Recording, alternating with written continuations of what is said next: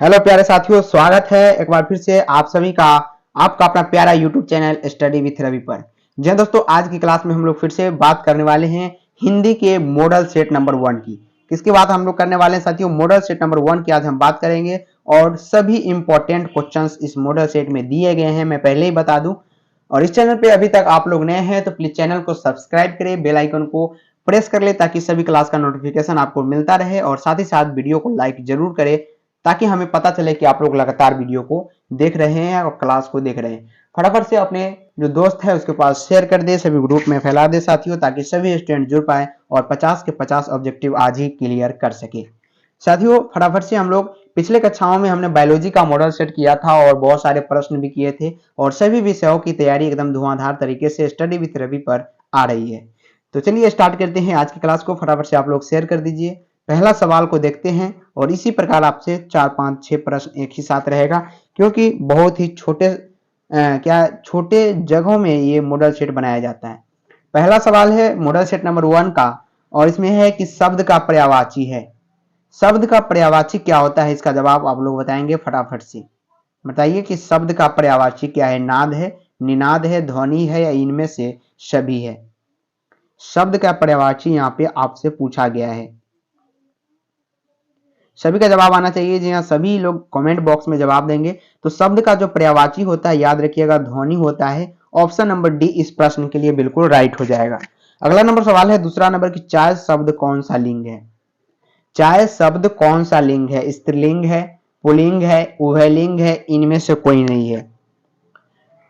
दूसरा नंबर सवाल का जवाब बताएंगे। चाय शब्द कौन सा लिंग है साथियों? तो चाय शब्द की जब बात आती है तो ये एक प्रकार का स्त्रीलिंग है, याद रखिएगा। ऑप्शन नंबर ए बिल्कुल राइट हो जाएगा। अगला नंबर सवाल की ओर हम लोग चलते हैं।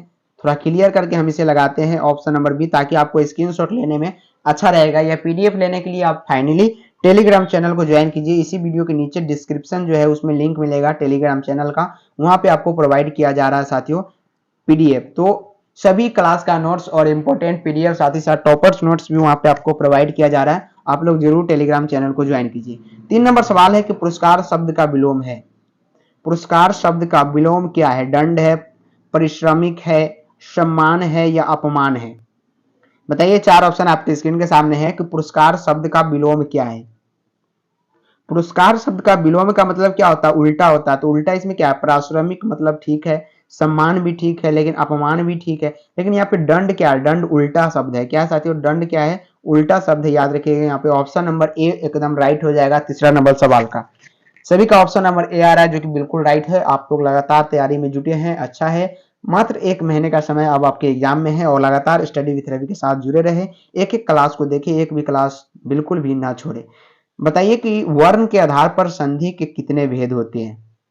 वर्ण के आधार पर यहाँ पे पूछा गया साथियों, संधि के कितने भेद होते हैं? 2 होते हैं, 3 होते हैं, 4 या 5? सेम टू सेम इसी प्रकार आपको एग्जाम में यहाँ पे क्या होगा साथियों, ऑप्शन मिलेगा और आपको बताना होगा कि वर्ण के आधार पर संधि के कितने भेद है। बताइए, वर्ण के आधार पर संधि के कितने भेद है? कितने हैं साथियों? वर्ण के आधार पर संधि के कितने भेद है? 2 है, 3 है, 4 है, या 5 है? तो ऑप्शन नंबर बी आ रहा है, 3 है, बिल्कुल है। ऑप्शन नंबर 3 एकदम राइट हो जाएगा। 5 नंबर सवाल है, दक्षिण शब्द कौन सी संज्ञा है? दक्षिण शब्द यहाँ पे कौन सी संज्ञा है? जातिवाचक है, व्यक्तिवाचक यानी किसी एक व्यक्ति का नाम है, या भाववाचक है, या गुणवाचक है? दक्षिण शब्द कौन सी संज्ञा है?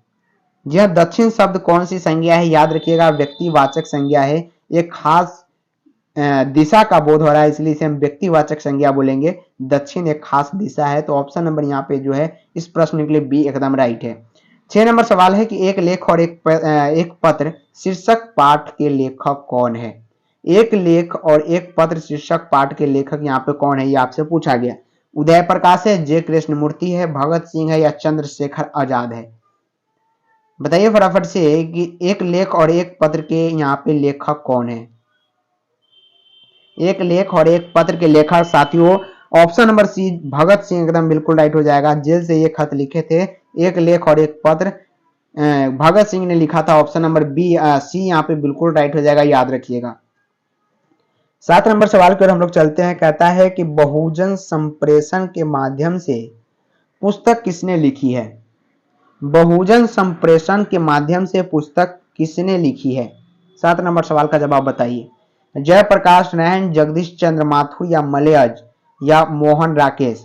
बहुजन संप्रेषण के माध्यम से पुस्तक किसने लिखी है साथियों? तो ये जगदीश चंद्र माथुर ने लिखा, याद रखिएगा। ऑप्शन नंबर यहाँ पे बी जो होगा इस प्रश्न के लिए बिल्कुल राइट हो जाएगा। बहुजन संप्रेषण के माध्यम से पुस्तक किसने लिखी? तो जगदीश चंद्र माथुर, याद रखिएगा। अगला नंबर सवाल है 8 नंबर, मोहन राकेश रचित नाटक संग्रह है। मोहन राकेश रचित नाटक संग्रह क्या है?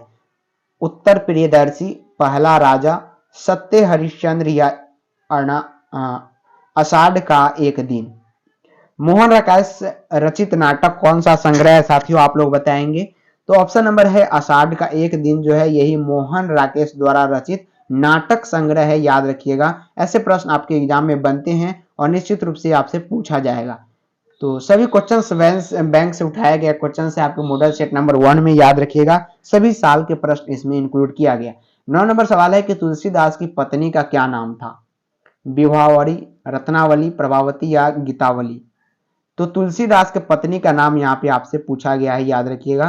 तो तुलसीदास की पत्नी का नाम क्या था साथियों? ऑप्शन नंबर बी बिल्कुल राइट हो जाएगा, रत्नावली, याद रखिएगा। हार जीत किस प्रकार की रचना है? हार जीत किस प्रकार की रचना है? पद गीत है या गद्य कविता है, शोक गीत है, हर्ष गीत है। हार जीत किस प्रकार की रचना है? याद रखिएगा ये गद्य कविता है। क्या साथियों? गद्य कविता। ऑप्शन नंबर बी बिल्कुल राइट है। अतिरिक्त शब्द में उपसर्ग बताइए। अच्छा, अतिरिक्त शब्द में कौन सा उपसर्ग है?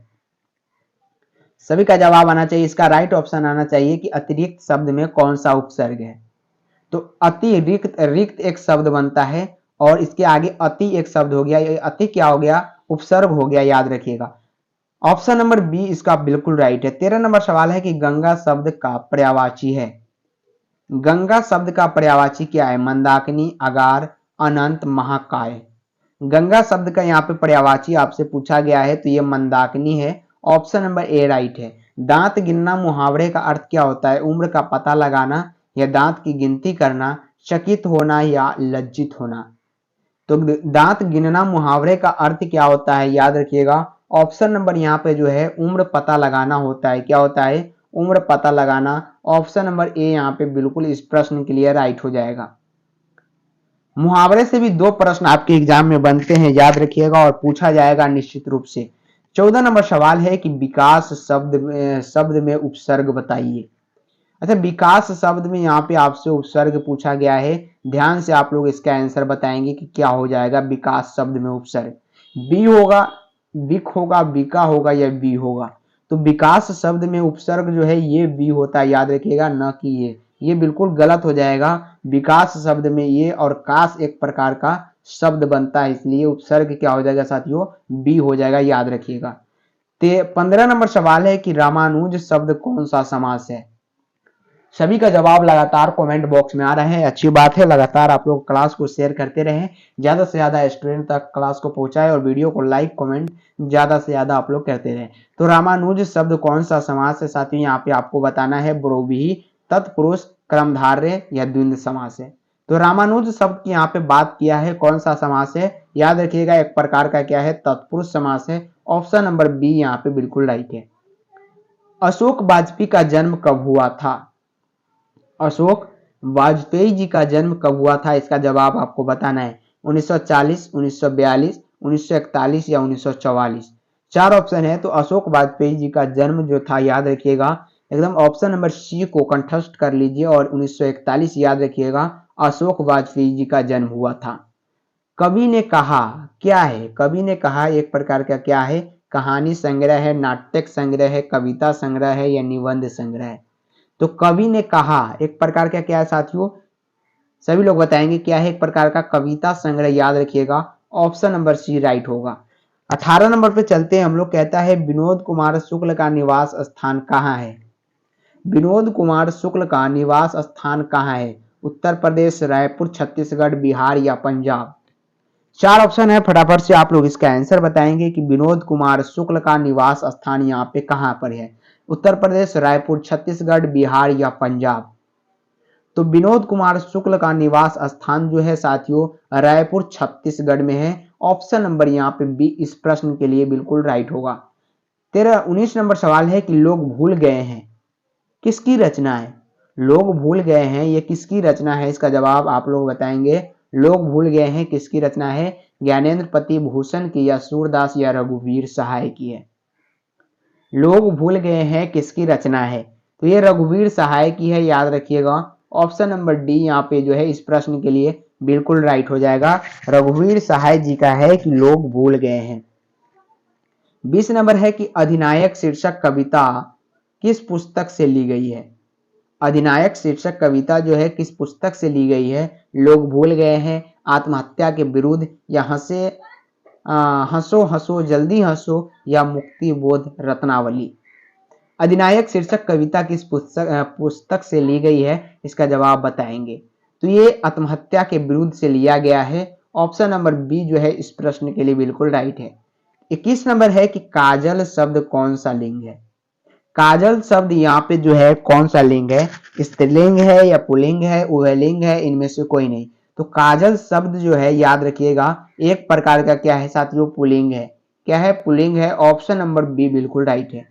इतिहास शब्द का विशेषण होगा, इतिहास शब्द का विशेषण ऐतिहासिक है, ऐतिहासिक होगा, या इतिहास होगा, या ऐतिहासिक होगा? इतिहास शब्द का विशेषण यहाँ पे आपको बताना है। तो एक प्रकार का क्या है? ऐतिहासिक होता है, याद रखिएगा। ऑप्शन नंबर यहाँ पे डी जो होगा बिल्कुल राइट होगा। 23 नंबर है कि बाल शब्द कौन सा लिंग है? बाल शब्द जो है यहाँ पे कौन सा लिंग है? इसका जवाब बताएंगे। 2024 के लिए मोस्ट इंपोर्टेंट है साथियों ऐसा प्रश्न, आपके एग्जाम में निश्चित रूप से ऐसा प्रश्न पूछा जाएगा। तो ऐतिहासिक जो है, ऐतिहासिक शब्द कौन सा विशेषण है? ऐतिहासिक शब्द का विशेषण होगा, ये आपसे पूछा गया है। तो बताइए 22 नंबर सवाल का ऑप्शन नंबर डी यहाँ पे बिल्कुल राइट है। बाल शब्द कौन सा लिंग है? तो स्त्रीलिंग है, पुल्लिंग है, उभयलिंग है। तो बाल शब्द जो है याद रखिएगा एक प्रकार के क्या पुल्लिंग है। हिमालय शब्द का संधि विच्छेद बताइए। जिस प्रकार से हम फटाफट क्वेश्चंस को आंसर के साथ करा रहे हैं साथियों, उसी प्रकार आप भी लाइक शेयर सब्सक्राइब करते रहें। तो बाल शब्द हो गया, यहाँ पे हिमालय कौन का संधि विच्छेद करना है, तो कौन सा इसका सही संधि विच्छेद है आप लोग बताएंगे। हिम जोड़ आल्य, या हिमा जोड़ लय, या ही जो मान ले, या हिम जोड़ ले। तो सबसे अच्छा यहाँ पर हिम जोड़ आल्य है। ऑप्शन नंबर ए यहाँ पे मोस्ट इंपोर्टेंट क्वेश्चन है, और ऑप्शन नंबर ए राइट हो जाएगा। लोक शब्द का विशेषण होगा लौकिक, लौकिक, लोकप्रक, या लोकेश। तो लोक शब्द का विशेषण जो होगा क्या होगा? लौकिक हो जाएगा। ऑप्शन नंबर ए बिल्कुल राइट है। 26 नंबर, जयप्रकाश नारायण ने छात्र आंदोलन का नेतृत्व कब किया था? जयप्रकाश नारायण ने छात्र आंदोलन का नेतृत्व कब किया था? बताइए कब किया था जयप्रकाश नारायण ने छात्र आंदोलन का नेतृत्व? सभी का जवाब आना चाहिए। तो ये सन 1974 में। ऑप्शन नंबर ए यहाँ पे बिल्कुल राइट है। दिनकर जी को निम्न में से कौन सा पुरस्कार दिया गया था? दिनकर जी को निम्नलिखित में से कौन सा पुरस्कार दिया गया था? तो याद रखिएगा पद्म विभूषण पुरस्कार दिया गया था, और ये 2024 के लिए इंपोर्टेंट क्वेश्चन है। रिस्ट्रिक्शन ऑफ इंडियन पॉलिटी नामक पुस्तक किसने लिखी? रिस्ट्रिक्शन ऑफ इंडियन पॉलिटी नामक पुस्तक किसने लिखा था? तो भगत सिंह ने, महात्मा गांधी ने, जयप्रकाश नारायण, या लोकमान्य तिलक ने? रिस्ट्रिक्शन ऑफ इंडियन पॉलिटी नामक पुस्तक किसने लिखा? ये जयप्रकाश नारायण जी ने लिखा था। ऑप्शन नंबर सी राइट है। अर्धनारीश्वर कल्पित रूप है किसका? राधा कृष्ण का, शंकर और पार्वती का, राम और सीता का, या गणेश और लक्ष्मी का? तो अर्धनारीश्वर कल्पित रूप है किसका? शंकर और पार्वती जी का, याद रखिएगा। ऑप्शन नंबर बी राइट है। अज्ञेय के पिता का नाम यहाँ पे पूछा गया, डॉक्टर अभ्यानंद शास्त्री, या डॉक्टर दयानंद शास्त्री, डॉक्टर हीरानंद शास्त्री, या अच्युतंदा शास्त्री? अज्ञेय जी के पिता का नाम क्या था? तो अज्ञेय जी के जो पिता थे साथियों वे थे Hiranand Shastri. Option number D right है। जीवन भर एक शब्द होगा, जीवनार, जिंदगी, आजीवन। तो ये आजीवन होगा, नहीं कहता हम जीवन भर आपके गुलाम रहेंगे, मतलब आजीवन दूसरे शब्दों में उसे कहते हैं। ऑप्शन नंबर सी यहाँ पे राइट है। 32 नंबर सवाल है, जिससे किसी बात के न होने का बोध हो उसे कहते हैं विविध वाचक वाक्य, आज्ञावाचक वाक्य, निषेधवाचक वाक्य, या संदेशवाचक वाक्य। जिससे किसी बात के न होने का बोध हो उसे क्या कहेंगे आप? तो उसे निषेधवाचक वाक्य कहेंगे। ऑप्शन नंबर यहाँ पे क्या हो जाएगा, सी हो जाएगा। आगामी शब्द का विलोम बताइए, आगत, विगत, पूर्व गति, निर्गत। आगामी शब्द का विलोम क्या हो जाएगा यहाँ पे 33 नंबर सवाल का जवाब ऑप्शन नंबर यहाँ पे क्या हो जाएगा, विगत हो जाएगा, बी राइट होगा। संवत का संधि विच्छेद बताइए, समजुर्वत या संजुर्वत, समजुर्वत हो जाएगा या संजुर्वत हो जाएगा। तो समवत का संधि विच्छेद यहाँ पे संजुर्वत हो जाएगा, याद रखिएगा। अगला नंबर 35 नंबर आदर शब्द का विशेषण है। आदर शब्द का विशेषण सादर, आदर पूर्वक, आदरणीय, आदरणीय। तो आदर शब्द का विशेषण जो है यहाँ पे क्या हो जाएगा, ऑप्शन नंबर क्या हो जाएगा, सभी का जवाब आना चाहिए। आदर शब्द का विशेषण क्या हो जाएगा, आदरणीय है, सभी का राइट है ऑप्शन नंबर सी। चू न करना मुहावरे का अर्थ आवाज नहीं करना, नहीं बोलना, सह जाना यानी व्यर्थ निंदा करना। तो चू न करना मुहावरे का अर्थ यहाँ पे होता है कि नहीं बोलना, कुछ भी नहीं बोलते हैं। आकाश शब्द का विलोम क्या होगा, तो आकाश का उल्टा क्या होगा, इसका जवाब बताइए। आकाश का क्या होगा, पताल होगा, ऑप्शन नंबर बी, सिंपल सी बात है, ऑप्शन नंबर बी बिल्कुल राइट है। 38 नंबर है कि कौन आता है कौन सा सर्वनाम है। कौन आता है कौन सा सर्वनाम है, प्रश्नवाचक, संबंधवाचक, निश्चयवाचक, अनिश्चयवाचक। तो 38 नंबर सवाल का जवाब जो है साथियों एक प्रकार का प्रश्न है। किसी से हम पूछते हैं कि कौन आता है या प्रश्नवाचक चिन्ह लगा है तो सिंपल सी बात है प्रश्नवाचक सर्वनाम होगा। 39 नंबर कहता है कि सुबह शब्द कौन सा लिंग है, तो सुबह शब्द कौन लिंग है साथियों बताएंगे, एक प्रकार का स्त्रीलिंग है, ऑप्शन नंबर ए बिल्कुल राइट है। 40 नंबर सवाल है कि त्रिवृद्धि वाला कहलाता है, त्रिबुद्धि वाला क्या कहलाता है ये बताइए, समझदार, कुशाग्र, आज्ञाकारी या बुद्धिमान। तो त्रिबुद्धि वाला क्या कहलाता है, कुशाग्र कहलाता है, ऑप्शन नंबर बी राइट है। बालकृष्ण भट्ट से सवाल है कि पिता का नाम क्या था। मोस्ट इंपोर्टेंट सवाल इसे हम मानते हैं, बालकृष्ण भट्ट से हमेशा आपके एग्जाम में पूछा जाता है। तो बालकृष्ण भट्ट के पिता का नाम क्या था, याद रखिएगा बेनी प्रसाद भट्ट इनके पिता का नाम था। दमयंती स्वयंवर किस लेखक की रचना है, बताएंगे आप लोग। दमयंती स्वयंवर किस लेखक की रचना है, तो ये बालकृष्ण भट्ट का ही है, ऑप्शन नंबर सी राइट है। इसलिए हमने बोला इसको कि याद रखिएगा, इससे प्रश्न हमेशा पूछे जाते। उसने कहा था कहानी है, उसने कहा था कहानी युद्ध की कहानी, दिव्य प्रेम की कहानी, प्रेम पर बलिदान देने की कहानी है, इनमें से सभी है। उसने कहा था कहानी कैसी कहानी है बताइए। लव स्टोरी तो है, बिल्कुल है, इसमें हम कुछ नहीं कह सकते, लेकिन दिव्य प्रेम की कहानी से हम कह सकते हैं। और ज्यादा मोस्ट इंपोर्टेंट जो यहाँ पे ऑप्शन होना चाहिए वो डी होना चाहिए, ऑप्शन नंबर डी, क्योंकि युद्ध की कहानी बिल्कुल युद्ध होती है, दिव्य प्रेम की कहानी भी है, प्रेम और बलिदान होने की कहानी है, ऑप्शन नंबर डी ही बिल्कुल यहाँ पे राइट होगा। 44 नंबर इनमें से कौन सी रचना गुलेरी जी की नहीं है, सुखमय जीवन, बुद्ध का कांटा, उसने कहा था हारे को हरि नाम। तो कौन सी रचना गुलेरी जी की नहीं है ये पूछा गया, तो हारे का हरि नाम इनका नहीं है, बाकी बात सभी इन्हीं का है। जयप्रकाश नारायण के बचपन का नाम यहाँ पे आपसे पूछा गया है। जी हाँ, जयप्रकाश नारायण जी के बचपन का नाम आपसे पूछा गया है, बताइए।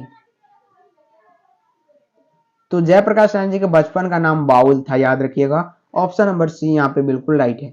अगला नंबर धनहीन शब्द कौन सा समास है। धनहीन शब्द यहाँ पे कौन सा समास है, तो एक प्रकार का तत्पुरुष समास है, याद रखिए। चतुराई कौन सा प्रत्यय है, चतुराई में कौन सा प्रत्यय है ये पूछा गया है। चतुराई में आई प्रत्यय है, बिल्कुल राइट है। जर शब्द का विलोम होगा, तो जर का विलोम जो होगा क्या होगा, चेतन हो जाएगा। सुक्ति शब्द का संधि विच्छेद क्या होगा, सुक्ति शब्द का संधि विच्छेद क्या होगा, सुजुरुक्ति। और अग्नि शब्द का पर्यायवाची शब्द क्या होगा, तो अग्नि शब्द का पर्यायवाची क्या हो जाएगा, ऑप्शन नंबर सी पावक हो जाएगा। 10 प्रश्न और बचे हैं, उसको भी हम कर ही लेते हैं। 51 नंबर सवाल है कि कपड़ा शब्द का पर्यायवाची होगा, बताइए। वसन, पदम, उदक, मृगांक। तो कपड़ा शब्द का जो पर्यायवाची होता है ये एक प्रकार का वसन होता है, याद रखिएगा। समास शब्द का लिंग निर्णय करें, तो समास जो है एक प्रकार का क्या है, पुल्लिंग शब्द है। और सब धन 22 पसेरी मुहावरे का अर्थ क्या है, बहुत सस्ती होना, बसाई पसेरी अनाज होना, या बहुत महंगी होना, या अच्छा बुरा सबको एक समान। तो ऑप्शन नंबर डी ही इसका राइट है। सब धन 22 पसेरी कहने का मतलब अच्छा बुरा एक समान। 54 नंबर सवाल है प्रतिदिन शब्द कौन सा समास है। तो प्रतिदिन शब्द जो है याद रखिएगा यहाँ पे जो है अव्ययभाव समास है, ऑप्शन नंबर सी। शिव शब्द का विशेषण होगा, शिवा, शैव, शाक्त या शंकर। तो शिव शब्द का विशेषण जो होगा यहाँ पे 55 नंबर सवाल का ऑप्शन नंबर बी शैव होता है। ऑप्शन नंबर बी बिल्कुल यहाँ पे आप लोग याद रखिएगा। शिवाजी के पुत्र का नाम बताइए। शेरा जी, बीरा जी, साहू जी या भानु जी। तो शिवाजी के पुत्र का नाम जो था याद रखिएगा, बिल्कुल ऑप्शन नंबर यहाँ पे सी सभी का आ रहा है, साहू जी बिल्कुल राइट है। अगला नंबर 57 नंबर सवाल है कि जयशंकर प्रसाद की नाट्य कृति कौन सा है। तो ये ध्रुव स्वामिनी थी, याद रखिएगा। सुकून की तलाश किसकी रचना है। तो ये शमशेर बहादुर सिंह की है, ये भी याद रखिएगा। बहुत जल्द हमने सभी क्वेश्चंस को कराया है, इसलिए आप लोग लाइक शेयर सब्सक्राइब जरूर करें। हार्जिक शीर्षक कविता में मशक वाला क्या कर रहा है। तो मशक वाला जो है सड़क सींच रहा है। और सुभद्रा कुमारी चौहान के पिता का नाम क्या था, याद रखिएगा, Thakur Ramnath Singh. Option number A इस प्रश्न के लिए राइट हो जाएगा। सब्जेक्टिव प्रश्न का सॉल्यूशन हम अगले कक्षाओं में लेके आएंगे। तब तक के लिए आज के लिए इतना ही। मस्त रहे, स्वस्थ रहे। और सभी यहाँ पे उत्तर दिया गया है, उत्तरमाला भी, इसके आप स्क्रीनशॉट अभी ले लें, क्योंकि पीडीएफ में इसका आंसर शायद आपको नहीं जाएगा। तो तब तक के लिए साथियों इतना ही। मिलते हैं फिर से नेक्स्ट क्लास में नेक्स्ट क्वेश्चंस के साथ, महाधमाका के साथ। तब तक के लिए इतना ही। जय हिंद, जय भारत, जय बिहार।